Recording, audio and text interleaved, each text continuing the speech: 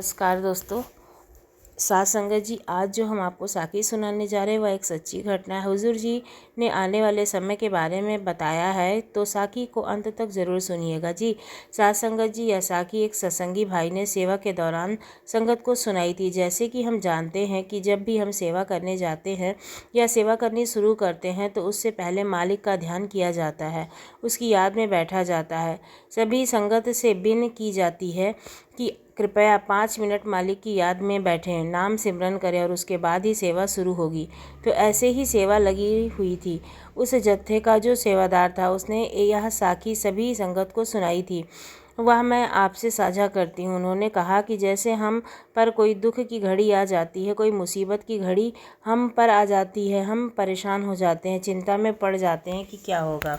तो उस समय हमें परेशान नहीं होना चाहिए, क्योंकि हमारी देखभाल करने के लिए मालिक है। अगर हमने अपना हाथ उसको पकड़ा दिया है तो हमें चिंता करने की आवश्यकता नहीं है, फिर वह खुद हमारी संभाल करता है। अगर हमें नामदान मिला है, गुरु की कृपा से हमें बख्शिश हो गई है, फिर हमें किसी बात का डर नहीं होना चाहिए, क्योंकि हमारे सतगुरु, हमारे बाबा जी हर पल हमारे साथ होते हैं। जिस पर गुरु का हाथ होता है उस पर कोई मुसीबत आ ही नहीं सकती, क्योंकि सतगुरु नामदान के समय उस अभिलाषी जीव की जिम्मेदारी ले लेता है और उस पर कोई मुसीबत नहीं आने देते, उसे हर मुसीबत से निकाल लेते हैं।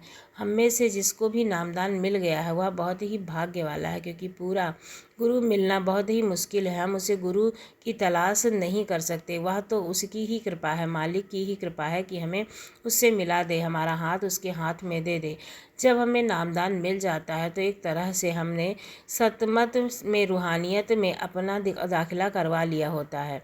हाँ, अब हमें निभाने की जिम्मेवारी हमारी होती है। जैसे कि फरमाया जाता है कि नामदान केवल रूहानियत में दाखिला है। अगर हम नाम सिमरन की कमाई करेंगे, मालिक की भजन बंदगी करेंगे तो हम इससे पार हो जाएंगे, हमारा पार उतारा हो जाएगा, हमारा आना जाना ख़त्म हो जाएगा, हम इस भवसागर के पार हो जाएंगे। अगर नहीं तो हम नहीं भटकते रहेंगे, बार बार आना पड़ेगा। आप जी ने फरमाया है कि हम खुशी की घड़ी में तो मालिक को याद करते हैं, लेकिन दुख की घड़ी में उसकी याद नहीं आती है। हम दुनियादारी में इतना खो जाते हैं कि दुनिया की सुख सुविधाओं में इतना खो जाते हैं कि हमें उसकी याद ही नहीं आती। तो ऐसे ही एक बाबा फरीदी जी हुआ करते थे, जो कि बहुत ही पहुँचे हुए महात्मा थे।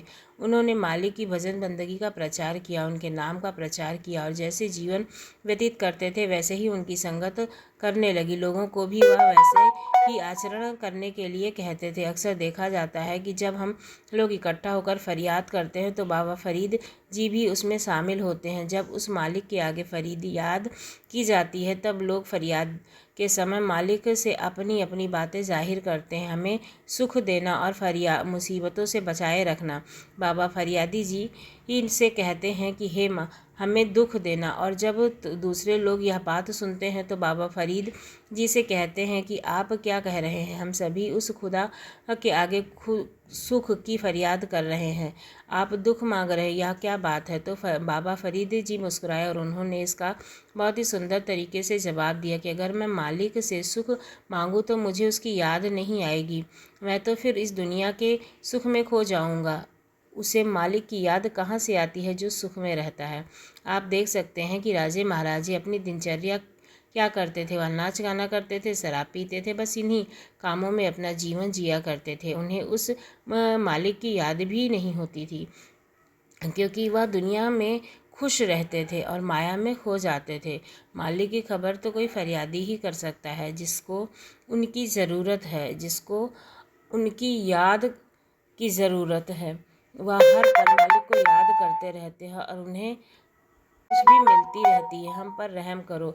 उस मालिक से हर तरह से जुड़ जाते हैं, क्योंकि उससे जुड़ने का कारण दुख ही है। अगर दुख नहीं होता तो उन्हें उस परमात्मा की याद ही नहीं आती। अब दुख है तो उसकी याद आती है, ऐसे ही अगर दुख होगा तो हम उनसे जुड़ेंगे, उसकी याद आती रहेगी, सत्य की खबर हमें होती रहेगी, हमें याद आएगी हमारा पिता व कुल मालिक परमात्मा है। इस संसार को तो उसी ने रचा है और एकमात्र वही सत्य है।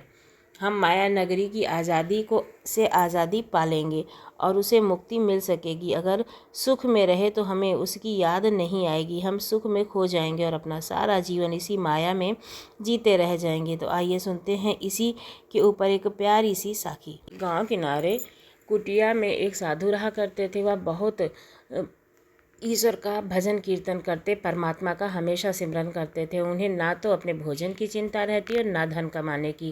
गांव के लोग स्वयं ही उसे भोजन दे जाते थे। साधु उसी भोजन से पेट भर लिया करते थे। उसे ना तो किसी चीज़ की ख्वाहिश थी और ना ही लालसा। वह बहुत उदार और कोमल हृदय का व्यक्ति था। यदि कोई दुष्ट व्यक्ति उसे कभी कटु शब्द भी बोल देता तो साधु उसका बुरा नहीं मानता था। सभी लोग साधु के व्यवहार की प्रशंसा किया करते थे, इसी कारण वे उसकी हर प्रकार से सहायता किया करते थे। एक बार कड़ाके की सर्दी के दिन थे। साधु अपनी कुटी में आग जलाकर गर्मी पाने का प्रयास कर रहा था। तभी उसे अपने दरवाजे पर दस्तक सुनाई दी। साधु सोचने लगा कि सर्दी की रात में इस वक्त कौन आ गया। साधु ने दरवाज़ा खोला तो देखा एक लोमड़ी बाहर खड़ी थी जो सर्दी से काँप रही थी। लोमड़ी बोली, मैं सामने के पहाड़ों में रहती हूँ, आजकल वहाँ पर बर्फ़ गिर रही है, इस कारण मेरा जीवन मुश्किल हो गया है। आप कृपा करके मुझे रात्रि में थोड़ी सी जगह दे दीजिए, मैं सुबह होते ही चली जाऊँगी। साधु ने नम्रतापूर्वक उसे भीतर बुला लिया और कहा, परेशान होने की बात नहीं है, तुम जब तक चाहो यहाँ रह सकती हो। कुटिया में जली आग के कारण लोमड़ी को राहत महसूस हुई। तब साधु ने लोमड़ी को दूध और रोटी खाने को दी। लोमड़ी ने पेट भर भोजन किया और एक कोने में सो गई। सुबह होते ही लोमड़ी ने साधु से बाहर जाने की आज्ञा मांगी। साधु ने उससे कहा कि वह उसे अपना ही घर समझकर जब चाहे आ जा सकती है। रात्रि होने पर लोमड़ी फिर आ गई। साधु ने उससे दिन भर की बातें की, थोड़ा भोजन किया, फिर लोमड़ी एक कोने में सो गई। इसी तरह दिन बीतने लगे। लोमड़ी प्रतिदिन रात्रि होने पर आ जाती और सुबह ही जंगल की ओर चली जाती। साधु को लोमड़ी के एक बालक के समान प्यार हो गया। अब जब कभी लोमड़ी आने से थोड़ी देर करती तो साधु दरवाजे पर खड़ा होकर उसकी प्रतीक्षा करता, उसकी राह देखता और उससे देर से आने का कारण भी पूछता। लोमड़ी भी साधु से हिल मिल गई थी और उसे बहुत प्यार करने लगी थी। कुछ महीने बीत जाने पर मौसम बदलने लगा। एक दिन लोमड़ी बोली, आपने मेरी इतनी देखभाल और सेवा की है, मैं इसके बदले आपके लिए कोई कार्य करना चाहती हूँ। साधु ने कहा, मैंने तुम्हारी देखभाल करके तुम पर कोई उपकार नहीं किया है, यह तो मेरा कर्तव्य था। इस तरह की बातें करके तुम मुझे शर्मिंदा मत करो। लोमड़ी बोली, मैं किसी उपकार का बदला नहीं चुकाना चाहती हूँ, मुझे आपके साथ रहते रहते प्यार हो गया है, इस कारण मैं आपकी सेवा करके स्वयं को गर्वान्वित महसूस कराना चाहती हूँ। मेरी हार्दिक इच्छा है कि मैं आपके काम आऊँ। साधु को लोमड़ी की प्यार भरी बातें सुनकर हार्दिक प्रसन्नता हुई। वह खुशी से गदगद हो उठा और लोमड़ी के सिर पर हाथ फेरते हुए बोला, मुझे ना तो किसी चीज़ की आवश्यकता है और ना ही कोई विशेष इच्छा। गांव के लोग कुटिया में भी मेरा भोजन पहुंचा जाते हैं, मेरी बीमारी में वे मेरा ध्यान रखते हैं, मुझे और क्या चाहिए। लोमड़ी बोली, मैं यह सब जानती हूँ, इतने महीनों तक आपके साथ रहकर आपकी आत्मसंतोष की प्रवृत्ति को मैंने अच्छी तरह देखा है और सीखा है। फिर भी कोई इच्छा हो तो पूरी हो सकती है तो बताइएगा, मैं उसे पूरा करने की कोशिश करूँगी। साधु कुछ देर तक सोचता रहा, फिर सकुचाते हुए बोला, यूँ तो जीते जी मुझे किसी चीज़ की आवश्यकता है नहीं, फिर भी कभी कभी सोचता हूँ कि मेरे पास एक सोने का टुकड़ा होता जिसमें से कुछ मैं भगवान को चढ़ा देता और कुछ मेरे मरने पर मेरे क्रियाकर्म में काम आ जाता। मैं गांव वालों की कृपा का बदला अपनी मृत्यु के बोझ से नहीं देना चाहता।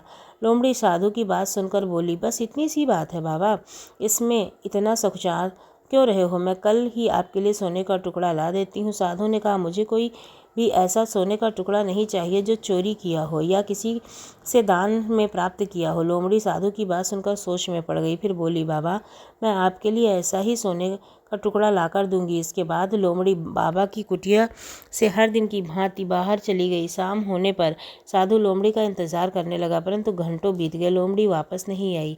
साधु को लोमड़ी की फिक्र सताने लगी थी। इस प्रकार कई दिन बीत गए और उसको नींद नहीं आ रही थी, परंतु लोमड़ी नहीं लौटी। साधु के मन में पश्चाताप होने लगा कि उसने बेकार ही ऐसी वस्तु मांग ली जो उसके लिए संभव नहीं थी लाना। कभी साधु के मन में यह ख्याल आता कि लोमड़ी कहीं से सोना चुराने तो नहीं गई है, पकड़ी तो नहीं गई, फिर लोगों के हाथों मारी गई हो, या लोमड़ी किसी दुर्घटना का शिकार हो गई हो। साधु को लोमड़ी की बहुत याद आती थी। जैसी वह रात्रि का भोजन करने बैठता, उसे लोमड़ी की मीठी बातें और साथ में भोजन खाना याद आता था। कुछ महीने बीत गए, साधु को लोमड़ी की याद सताने लगी। साधु अपने भजन कीर्तन में मस्त रहने लगा। तब लोमड़ी को गए 6 महीने बीत गए थे और सर्दी पड़ने लगी। एक दिन अचानक कुटिया के द्वार पर किसी ने दस्तक दी। साधु ने द्वार खोला तो देखा और हैरान रह गया। द्वार पर पतली दुबली लोमड़ी खड़ी थी। साधु ने कहा, अंदर आओ।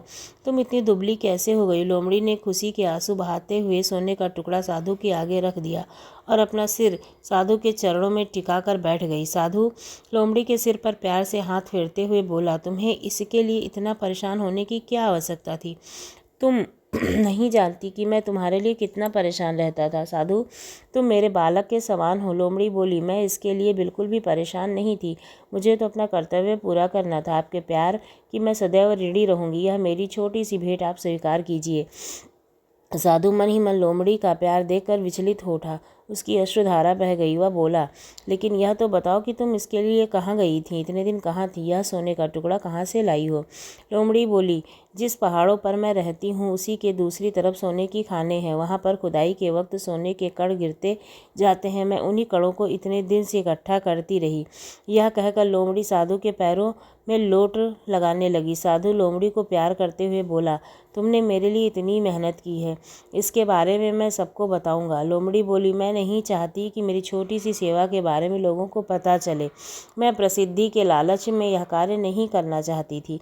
यह प्रेरणा मुझे आपके प्यार से मिली है। कल मैं जब यहाँ से चली जाऊँ उसके बाद आप जो चाहे कीजिएगा। साधु बोला, यह कैसे हो सकता है?